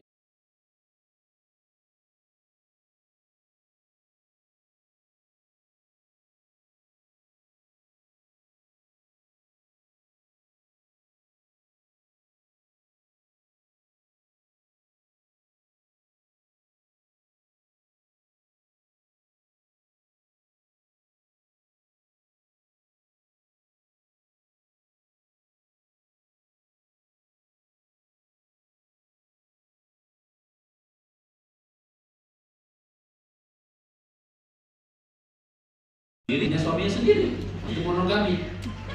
Jadi kenapa Iskak tidak menikah lagi pada zaman poligami? Padahal dia nggak ada yang tegur, nggak ada gereja tegur, belum ada gereja. Karena memang dia merasa cintanya si Ribkah. Lah kenapa dia merasa cintanya si Ribkah? Ya yang ada ayatnya loh ya. Yang ada ayatnya, yang ada ceritanya, dicari gitu dalam kitab Kejadian aja. Yang ada tadi ternyata berjumbu-jumbuan, karena itu penting bagi laki-laki. Kalau bapaknya yang kumpul, aku lain lagi bapaknya bu. Aku akan kasih tahu mereka, kasihkan sadumu gitu loh. Ya. Kenapa? Karena itu yang saya lakukan. Ya, di mana hartamu, di situ hatimu. Ya, oke. Makanya selain Ribkah yang dicintai Ishak, juga gadis Sulam yang dicintai Salomo lebih daripada permaisuri yang lain. Karena apa? Karena si gadis Sulam ini berkata begini kepada Salomo, ayo kita ke kebun anggur, di sana aku akan berikan cintaku kepadamu. Marilah kita ke kebun anggur untuk melihat apakah delima sudah berbunga dan seterusnya. Di kebun anggur itu akan kuberikan cintaku kepadamu. Weh, Salomo di mana nggak cinta sama permaisuri satu ini? Akan bercinta di kebun anggur mau. Loh, tentu kan dia raja ya, raja itu bisa begini. Hulu bang, kebun anggur sengkau 1, 20 kilo persegi dikosongkan, gitu ya. Kalau Salomo bercinta di situ, wah mungkin sensasinya luar biasa. Kalau ibu itu nggak usah kebun anggur lah, diajak bercinta di kebun sawit. Mau nggak? Kebun singkong? Jangan, kenapa? Zaman dulu nggak ada drone. Sekarang ada drone. Nanti ibu lagi bercinta direkam, terus diupload Pak Jarod bersama istri. Kacau lah dunia persilatan pelayanan. Ya, jangan sekarang ya. Dulu mah ya masih bisa nggak ada ngintip. Ya. Tapi sebenarnya ayat ini benar-benar nggak sih mereka itu bercinta di kebun anggur? Ya belum tentu. Itu kan puisi. Artinya, ayo kita bercinta di kebun anggur itu sebuah filosofi konsep perasaan yang seperti waktu pacaran. Dunia ini milik berdua. Makanya kalau kita menikah itu harus sekali-sekali kembali lagi kepada masa-masa kayak pacaran, berdua lagi. Tapi kalau berdua itu ya perlu persiapan, mungkin sementara nggak berdua, sekeluarga dulu, sekeluarga gitu ya. Karena kalau bapak ibu langsung berdua, pada hubungan sudah nggak bagus, saya khawatir nanti bapak ibu berdua merayakan Natal. Di mobil berdua, ya kan? Sunyi senyap. Di rumah berdua. Sunyi senyap. Jadi sekeluarga dulu, bercanda dulu. Ibu tak kasih tahu ya bu ya. Laki-laki suka makan, kedua suka seks, perut, bapak-bapak, ketiga laki-laki itu suka bercanda. Ibu juga suka sebenarnya sih. Tapi kenapa banyak laki-laki itu junya di luar rumah? Ibu bersyukur ya, ibu bahagia pasti punya suami lucu. Enggak pak, suami saya nggak lucu. Ibu kita kasih tahu ya, suami ibu itu lucu. Tapi lucunya di luar rumah, di gereja, di kantor, di pelayanan. Lah kenapa suami nggak lucu di rumah? Karena dia ingat nggak di tahun pertama pernikahan, kamu yang 9 bulan baru nikah ya, jangan salah langkah ya. Ini yang lain kadang salah langkah loh ya. Ingat gak ibu-ibu di tahun pertama pernikahan suami lucu, terus ibu ngomong apa? Gak lucu. Jangan bercanda, kerja, naik tagihan, lucu melulu. Gitu ya. Akhirnya banyak suami pulang rumah, urapan serius dia. Gitu ya. Nanti keluar rumah baru ketawa-ketawa ya. Tanda intim berduaan. Kedua, ngomong tidak penting. Ketiga, bercanda. Kalau bapak ibu sudah nggak bercanda lagi, ya tanda pernikahannya udah hambar. Harusnya masih bercanda, ya. Tapi mungkin suami ngajak bercanda. Ibu tekel, tagihan belum lunas sudah bercanda, gitu ya. Akhirnya bilang nggak lucu. Akhirnya suami kenapa? Dia pengen bahagia, pengen happy, iseng-iseng bercanda. Istrinya bukan teman bercanda, gitu ya. Gimana jaga supaya pernikahan tetap terus bergairah, tetap menyenangkan? Ya jadikan pasangan nomor 1. Memang saya pernah salah. Saya meninggalkan ayah dan ibu saya lalu bersatu dengan istri saya di Jakarta. Saya tinggalkan ibu saya di Solo, tapi prioritas saya masih ibu. Karena meninggalkan itu artinya prioritas. Begitu saya ganti urutan, pokoknya istri nomor 1. Kalau ngasih orang tuaku, kamu yang ngasih. Ternyata ibu saya dapat duit lebih banyak. Jadi prioritasnya turun, tapi kualitasnya naik. Maka ketika pasangan diprioritaskan, tapi sebenarnya suami istri itu saling bertumbuh ya. Kalau istri saya tidak cinta ibu saya, dia nggak punya inisiatif nambahin, malah dia ngurangin, diamplopin banyak banget. Ibu kan nggak butuh apa-apa, terus diambil gitu. Kira-kira hari ini saya jujur sama dia nggak ya? Belum tentu. Jadi ketika istri saya mencintai ibu saya, ngapain saya tertutup sembunyi? Kalau dia cinta keluarga saya, malah masih lebih banyak. Jadi ketika dia mencintai keluarga saya pun bertumbuh dalam keterbukaan. Maka orang menikah itu akan saling menumbuhkan atau saling menghancurkan, tergantung sikap kita, ya. Maka jadikan pasangan nomor 1 seringlah bersama-sama yang menyenangkan, bersama-sama yang menyenangkan. Jangan bersama-sama lewat mana? Lewat sana masuk, jangan lewat sini. Si masuk sana itu berantem. Waduh, pulang gereja makan di mana? Makan di sini. Jangan sana nggak enak. Berantem lagi. Akhirnya sudah makan. Enak di sana, enak di sini, enak di sana. Berantem lagi. Ngomongin pendetanya. Tadi pendetanya lucu, nggak ada isinya. Berantem lagi, gitu ya. Itu yang membuat setan menikah. Oke. Belajarlah untuk menyenangkan. Dan penting sekali jaga hati dari kecewa, kepahitan, cemburu, iri hati. Kenapa? Karena wanita, sekali lagi, yang penuh cinta baru bisa menikmati hubungan suami istri, baik hubungan secara relasi, teman ngobrol, teman diskusi, atau hubungan seksnya. Jangan takut dengan menopause. Saya 60 tahun, istri 60. Saya 62, istri 60. Sudah 8 tahun istri menopause, maksudnya usia 52, ya orang 48. Tapi setelah menopause di usia 52, udah 8 tahun, kami hubungan seks masih kadang seminggu sekali, kadang seminggu 2 kali. Karena menopause itu hanya berhentinya sel telur. Ketika hatinya penuh cinta, hormon estrogen, testosteron, gonadotropin ini masih banyak. Ketika hormonnya banyak, apalagi ada cinta, lendirnya tetap keluar, penetrasi tidak sakit. Tapi walaupun masih ada sel telurnya, belum menopause, tapi lihat suami kayak lihat setan, gitu ya. Akhirnya ibu juga merasa diperkosa aja sekali berhubungan. Maka tumbuhkanlah cinta kepada makhluk hidup satu itu. Kenapa harus mencintai suami? Karena ibu tidak punya pilihan lain. Sudah terlanjur dini, dan dia tak mati.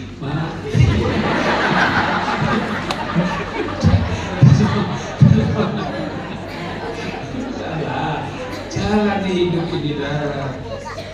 Ibu bisa nyanyi lagu ini gak sih? Betapa ku mencintai. Bisa. Benar. Bisa. Ya, betul. Oke, nanti habis pas sesi terakhir aja ya. Nyanyi lagu ini ya. Tapi jangan diganti loh. Betapa ku menyesali nikah sama satu ini. Kemana-mana sendiri, kayak gak punya suami. Tuhan ambil nyawanya. Kita harus bisa mencintai semua yang terjadi. Betapa ku mencintai. Itu ya.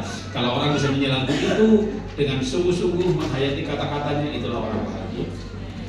Karena kadang kita menyesali apa yang terjadi, menyesal nikah sama dia, menyesal habis beli ini, menyesal habis liburan, juga dulu tabung, beli liburan nggak bahagia, menikah nggak bahagia, beli barang nggak bahagia, nyesel terus, gitu ya.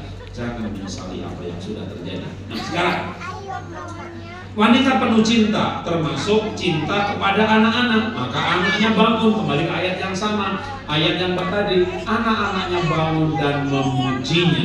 Anak-anaknya bangun dan memujinya. Kita tidak bisa menjadi anak-anak bangun dan memujinya. Kita tidak bisa menjadi ibu yang pintar karena anak-anak lebih pintar. Saya itu kagum sama bapak saya. Anak-anak zaman dulu kayak saya ini era dimana kagum sama orang tua. Dalam bahasa Jawa, Pak dolananku rusak, goreng ini tak dandani. Wah, bapak pinter.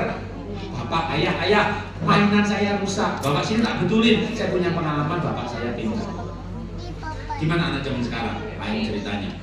Ibu-ibu punya smartphone, itu punya smart banget. Tahu harga saham, tahu bahasa Ibrani, tahu kurs dolar, kalau ke luar negeri, tahu bus nomor berapa yang akan ke jurusan sana. Kalau dikonek ke alat transportasi itu smart banget. Cuma yang pakai kurang smart.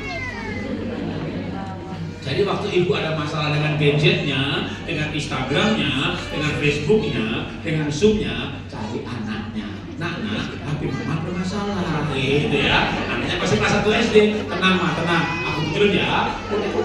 Kutik, udah selesai ma. Gimana caranya sih? Betulin nak. Betulin caranya gimana? Susah jelasinnya. Pokoknya kalau ada masalah, hubungin aku ya. Jadi anak sekarang punya pengalaman itu 2 makhluk hidup, nggak ngerti apa-apa. Bapak ibu kumpul ngomongin anak cucu, wih cucu saya 5 tahun bisa begini, wah cucuku 4 tahun, wah anakku 3 tahun bisa begini. Kita bangga dengan anak cucu kita. Coba, mungkin mereka ngomong apa? Tahu nggak? Bapak ibu kalau begini kan nggak ngerti. Apalagi mamaku, itu makhluk hidup yang satu lagi, yang rambutnya panjang, itu lebih buruk lagi. Jadi sekarang anak kecil kumpul ngomongin kebodohan orang tua. Maka mereka nggak hormat sama kita. Mereka lebih pintar-pintar. Dan anak-anak akan paham kalau orang tuanya tidak pintar. Tapi anak tidak paham kalau orang tuanya jahat. Maka kita tidak perlu jadi ibu pintar. Gimana menandai kepintaran mereka? Kita cukup jadi ibu baik. Kita nggak bisa jadi pintar dan sekarang. Anak-anak lebih pintar. Makanya Pak Jarod, anak saya itu kayaknya gak punya cita-cita. Punya sih, cuma dia tuh pikir kalau aku bicara sama makhluk hidup seperti itu dia ngerti nggak ya gitu. Karena sekarang ini banyak pekerjaan yang tidak ada pada zaman kita. Tapi kalau kita ibu yang baik, maka kita perlu jadi ibu yang baik, bukan ibu yang pintar. Susah jadi ibu pintar zaman sekarang. Apa itu ibu yang baik? Menjadi teman, tempat bercerita. Iya betul. Tempat curhat, gampangnya gitu ya. Jadi ibu-ibu jadi tempat curhat si anak. Kalau jadi curhat, mama, tapi jangan sampai papa tahu. Jangan bocor ya. Tapi kalau bocor, oh dia ibuku, tapi bukan sahabatku, akan cinta lagi. Ya. Jadi ibu harus jadi tempat curhat, jaga rahasia. Kedua, biar dia yang curhat, bukan ibu yang curhat. Ibu nggak boleh curhat. Nah, ma, aku dimarahin papa sama. Papa memang jahat. Papa itu begini. Jangan jelek-jelekin yang sudah jelek. Anak juga tahu dia jelek. Kalau anak bertanya, mama, kenapa sih mama mau nikah sama papa? Langsung ibu curhat. Bu, kasih dia pelajaran yang bahkan mungkin tidak ada di jurusan psikologi, pendidikan, bahkan mungkin sekolah Alkitab pun nggak mengajarkan. Maka pelajaran apa? Kebaikan. Nah, kenapa mama mau sama papa? Ini mau cerita sama kamu ya. Sudah belajar dan mengerti. Mungkin kamu lihat papamu itu galak, kasar, tidak berperasaan, janji makan batal melulu. Tapi sebenarnya lihat coba, papamu itu tak pernah ingkar janji dengan masyarakat. Dia pejabat yang dihormati, dia hamba Tuhan pendeta yang gak pernah ingkar janji dengan jemaat atau dengan orang lain. Dia pegang perkataannya, dia punya visi, dia orang yang tegas. Semua organisasi yang dipimpin berhasil sama dia. Jadi kalau anak itu belajar melihat bagaimana kita melihat pasangan orang lain, itu lihat sisi positifnya. Maka anak akan belajar sesuatu yang akan gak ada di dia. Belajar hidup, melihat kebaikan orang. Ya, jadi bapak ibu harus di tempat curhat si anak, tapi jangan ibu yang curhat. Nah, lalu berikan dia pengalaman yang namanya relasi hati. Pengalaman unik akan relasi. Memang bukan istri tapi suami, ayah. Misalnya saya waktu anak saya 13 tahun kuliah pergi ke Singapura, anak-anak saya SMP kelas 3 SMP udah keluar negeri. Supaya mereka nggak hanyut oleh LGBT segala macam, kita persiapkan relasi yang kuat, relasi yang unik. Pertama kali anak saya bisa nyetir mobil, ya saya ngajarin. Pertama kali naik gunung, ya bersama keluarga. Pertama anak mainan, yang main. Kalau saya tanya sama anak saya waktu udah SMA, baru udah 2-3 tahun di Singapura, Ben atau Nia, apa sih kalau kamu ingat papa gitu? Yang kamu ingat lah, cepet aja gitu. Main kuda-kudaan betul. Karena itu permainan yang hanya bisa dilakukan oleh anak dan orang tuanya. Nah kalau itu unik, itu akan jadi memori. Jangan sampai anak-anak SMP, saya pergi ke anak sekolah SMP. Adik-adik, tulis atau angkat tangan juga boleh. Apa yang kamu ingat tentang papamu? Ya digampar sudah kenal. Memori jelek, ya harus punya memori yang bagus. Maka itu akan membuat anak punya memori cinta. Nah, ibu-ibu saya punya peluang yang lebih membangun relasi dengan anak. Oke, contoh. Bapaknya cuma 1 minggu ada waktu banyak di rumah, Senin Jumat kerja terus. Anak dekat sama bapak atau ibu? Anak lebih dekat bapak. Kenapa? Karena ibu tiap hari sama anak, tapi ibu bersikap apa? Bikin PR, kamu tulisannya jelek, bagaimana sih kamu? Itu kamarnya berantakan. Kalau anak berkata, mama jahat. Bapaknya sedang di rumah, mau beli es krim. Nih, ya, beli 2 ya, papa 1 ya. Tapi kalau sama ibu, mah, boleh es krim? Jangan, nanti kamu batuk. Oh, itu Mister Yes menikah sama Mrs. No. Mama mau hujan-hujanan, katanya ibu biar bagus. Jangan, nggak boleh. Boleh pak? Boleh. Pokoknya yang ibu bilang nggak boleh, bapak boleh. Makanya kalau tiap hari anak sama ibu, dekatnya sama bapak. Kalau dia berkata, mama jahat, papa baik. Ibu sakit hati, sudah pelihara, sudah merawat, dibilang jahat lagi. Anaknya bangun lalu ujinya. Makanya jadilah juga ibu yang tidak terlalu perfeksionis. Oke, sekarang tips berikutnya menjadi menantu dan mertua. Ya, tadi sudah diceritakan ini ayatnya. Kenapa kamu Boas mau menikah dengan saya? Kata Rut. Lalu Boas berkata, sebab seisi kota membicarakan engkau bahwa engkau perempuan baik-baik. Apa itu perempuan baik-baik? Yaitu saya mertua. Itulah kisah mengenai Rut, bagaimana dia mengasihi mertuanya. Tapi juga sebenarnya nggak lepas dari sikap Naomi, di mana Naomi juga pengen banget menantunya ini bahagia. Dan dia mengajarkan kepada Rut apa yang harus dilakukan terhadap Boas. Maka sebenarnya Rut dan Naomi itu saling, di mana mereka saling menginginkan supaya mantunya atau mertuanya itu bahagia. Oke, kita kasih cerita aja kesaksian lagi. Tadi udah diceritakan, dikasih lebih detail, ada gambarnya. Tadi kan saya bilang aku ini orang miskin. Seberapa miskin sih? Saya lahir tahun 63, 12 September. Itu bapak saya mau tunjukkan sebenarnya bukan lukisannya ya, kalau sekarang saya jadi pelukis juga, ya itulah dari almarhum bapak saya ya. Pandemi 2 tahun, sebelum pandemi saya bangkrut, utangnya banyak. Kalau jual ini jual itu, terakhir saya jual saham yang harusnya bisa 25 miliar hanya 2,5 saja, 10%. Jadi pada saya dibunuh. Lalu kita bangkrut, tapi utang lunas semuanya, tapi semuanya habis kecuali rumah ya, tapi itu uang cash. Saya bilang sama istri masuk pandemi, duit kita cukup buat berapa bulan? Ya paling kita 3 bulan lagi. Habis bangkrut, utangnya banyak. Semua saya bersyukur sih, istri saya punya simpanan emas 61 kilo.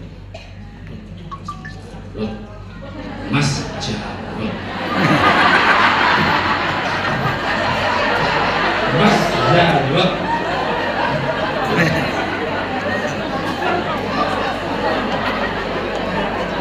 Semua dijual. Jadi waktu bangkrut itu ya jual cincin, jual ini, jual mobil 1, jual mobil 2, jual mobil lagi ganti yang kecil. Semuanya semuanya dijual, bayar utang, jual ini, jual itu, sampai akhirnya nombokin ini, nombokin itu, saldonya makin habis. Terus ya Tuhan itu baik ya. Tapi sebelum baik kan kita nggak tahu kebaikannya kan. Semuanya bangkrut itu tiap hari nyanyi lagu walaupun tak dapat melihat semua rencanamu Tuhan rencanaku masuk Jakarta, kerja keras, rajin luar biasa, go public, jadi komisaris, melayani, bisa nggak Pak butuh persembahan kasih, betapa mulianya saya, bangkrut. Tapi setelah bangkrut itu sempat ngajar olah nafas, Tuhan bilang suruh gratiskan. Gimana Tuhan? Ini hidup saya sekarang, gratiskan, lalu digratiskan, nah hidup dari mana? Tiba-tiba saya ingat punya bapak bisa melukis, saya juga punya bakat melukis. Begitu melukis, upload Instagram, laku, melukis, upload Instagram, laku, jual 10 juta, laku 15, laku 20, laku lama-lama aku jual 25, 30. Itu ketika mulai sebulan laku 1 udah mulai bisa makan. Dengan cepatnya 2-3 bulan kemudian sebulan laku 4, laku 5. Itu begitu lakunya banyak, saya udah gak pernah nyanyi lagu lagi walaupun tak dapat mulia. Begitu ordernya banyak, sekali pasang kanvas lukisan, lalu melukis, saya nyanyi lagu. Tuhan selalu menolongku, selalu menjagaku, Dia mengenyangkanku dan peliharaku seumur hidupku. Sudah habis melukis saya terus. Nah, ini bapak saya itu depan lukisannya, tapi yang saya mau tunjukkan sih bukan lukisannya sih. Di balik lukisan itu dindingnya kan rumahnya gedek itu. Lantainya itu jogan. Jogan itu ya, itu tanah nggak disemen, nggak diaci. Ya tanah itu sampai ke kamar tidur ya tanah, namanya jogan. Di atas jogan itu ya dikasih bambu-bambu, lalu dikasih itu kasih tikar namanya ya jipan. Ya tingginya banyak. Tinggi itu ya hewan penghisap darah katanya orang miskin gitu ya. Orang modern nggak tahu apa itu tinggi. Apa itu tinggi di Kalimantan? Nah, kayak sungau gitu. Ya itu penghisap darah. Jadi kita tuh orang miskin. Lalu saya itu menikah tahun 90 ya pakai baju begini. Karena saya bilang sama istri saya, papa mamamu punya duit, tapi cukupkanlah apa yang ada padamu, gak usah pinjem. Kita menikah dengan cara Jawa. Saya bilang sama bapak ibu, aku punya uang sekian, pasang tenda depan rumah, lalu undang 50-60 orang pakai kursi bakso. Saya menikah dengan sangat sederhana.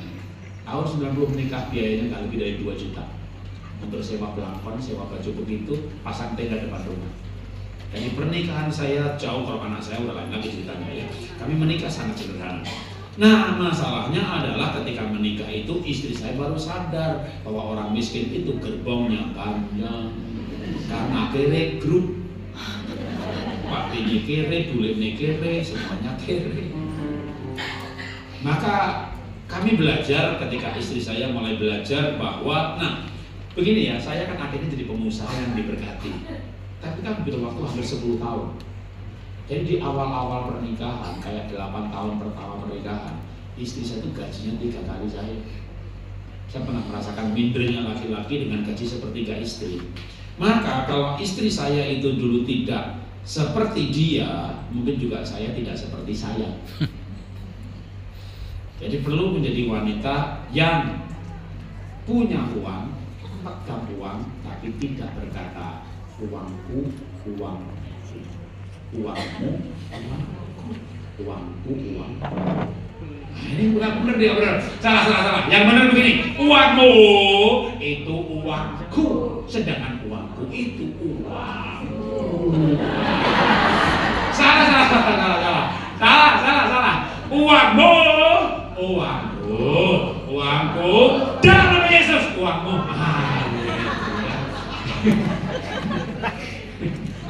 Susah ini roh mamon ini kuat sekali gitu ya. Jadi ibu harus cinta. Uang itu adalah alat untuk mencintai. Jadi kalau makin banyak uang, harusnya makin banyak mencintai. Tapi sering kita punya uang, lalu berkata aku nggak butuh kamu, gitu ya.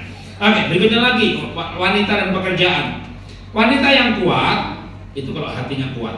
Kalau hatinya hebat, maka semua tugas wanita jauh lebih hebat dari laki-laki. Karena wanita itu multitasking, bisa 2-3 sekaligus. Wanita bisa terima telepon sambil setrika, pakai sepatu, masuk. Laki-laki kalau jenggot, diajak ngomong, kebelet. Laki-laki setir mobil, harusnya belok, diajak ngomong, jadi lurus. Kamu tidak ngomong, aku jadi lurus. Lu jangan pegang setir. Jadi laki-laki itu nggak bisa 2-3 pekerjaan sekaligus. Makanya sekretaris itu wanita. Kenapa wanita itu bisa bekerja banyak hal sekaligus, multitasking.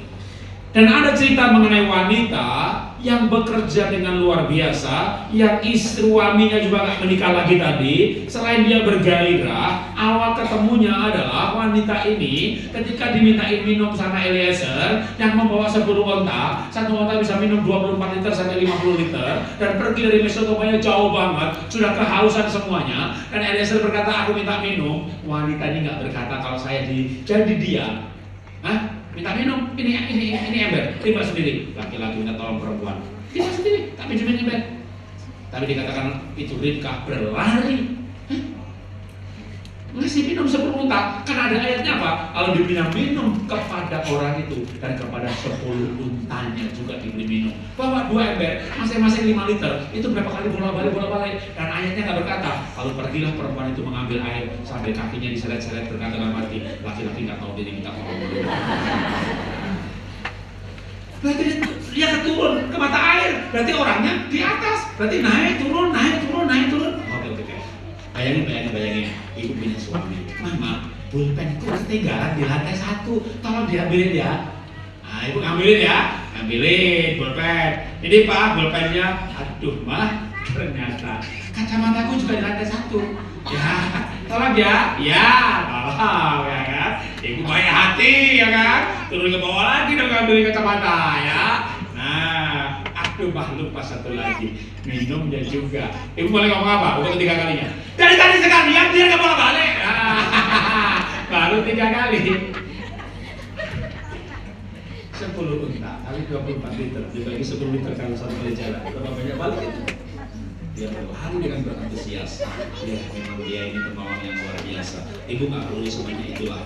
Paling tidak sekalian. Pulpen sudah, kacamata sudah, minum udah. Nah, terus sekali ke minum. Sekalian apa lagi gitu ya? Kopi, temani kopi, artinya kopi.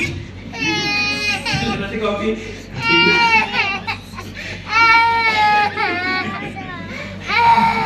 Itulah laki-laki Bu. Apalagi laki-lakinya sudah pelupa, semuanya lupa. Lalu ibu marah, itu ya. Gimana caranya supaya nggak marah-marah? 1, anggap aja dia orang gila. 2, ceng waras, 3, ya. Oke. Kerjakan semua dengan cinta. Kerjakan semuanya dengan cinta. Saya akan terakhirnya adalah wanita dan pelayanannya.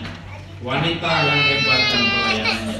Alkitab menulis banyak wanita dalam pelayanan. Misalnya Yohana istri Kusa, bendara Herodes. Dia tuh selalu menyertai Tuhan Yesus kemana dia pergi. Itulah wanita yang melayani juga dengan kekayaannya. Terus siapa lagi? Ada Ratu Esther. Bahkan dia sebenarnya dalam posisi yang cukup berbahaya. Bisa-bisa raja gak mengacungkan tongkat anugerahnya dan dia mati. Tapi demi negaranya dia berani, karena akhirnya menyingkap persekongkolan untuk membasmi orang Yahudi pada waktu itu. Jadi wanita banyak sekali yang ditulis di Alkitab, tapi mereka semuanya adalah wanita yang penuh cinta. Di mana Ribkah mencintai suaminya, Esther mencintai bangsa dan mencintai Tuhan. Ada tadi Ruth dan Naomi yang mencintai mertua dan menantu. Maka kalau wanita itu penuh cinta, benar-benar energinya nggak ada habis. Melebihi laki-laki. Laki-laki itu bangkrut, kena masalah dalam pelayanan, gedubrak, nggak kaget. Ketika seorang wanita menjadi janda, suaminya mati, banyak sekali yang gedebuk cari duit sendiri, lalu bangkit single parent, didik anak-anaknya sampai kuliah. Tapi tidak banyak laki-laki kalau istrinya meninggal bisa single parent. Kalau laki-laki istrinya meninggal, kawin lagi. Makanya seorang ibu sakit bilang sama suaminya, Pak, aku sudah nggak kuat, Pak. Aku sudah nggak kuat. Kalau aku nggak ada, Ma, jangan ngomong begitu, bener Pak. Aku udah nggak kuat. Tapi aku tahu kok Pak, kamu itu laki-laki yang normal seperti yang lain. Maka Pak, kalau aku mati, kamu boleh kok kawin lagi. Aduh Ma, jangan ngomong soal kawin lagi, kamu udah sembuh. Betul aku nggak kuat Pak. Tapi kalau menikah lagi, aku cuma minta beberapa syarat saja kok. Ya, nomor 1 Pak, gampang. Nanti di pusaraku, ya, tanamlah bunga. Oh, gampang. Ya kan? Dalam hati ngomong gampang, ya. Cuma 3 syarat Pak. Yang kedua, itu Pak, jangan meninggal lagi, tunggu kuburanku sampai kering. Oh, cuma nunggu kering sama tanam bunga, gampang, ya kan? Yang ketiga Pak, tolong bunganya itu disiram setiap hari. Sebabnya pingsan. Kenapa? Karena disiram setiap hari, kapan keringnya? Kapan? Akan kering-kering. Kayaknya pingsan, jatuh sakit, lalu mati. Istrinya lihat suaminya mati, nggak jadi mati. Memang wanita itu hebat sekali, saudara. Hebat sekali. Kekuatannya luar biasa, kekuatannya luar biasa. Makanya ibu-ibu, tapi kalau ibu hebatnya terluka, ibu akan ambruk. Maka jagalah hati. Itu kepala kita berdoa. Ambil saat teduh di hadapan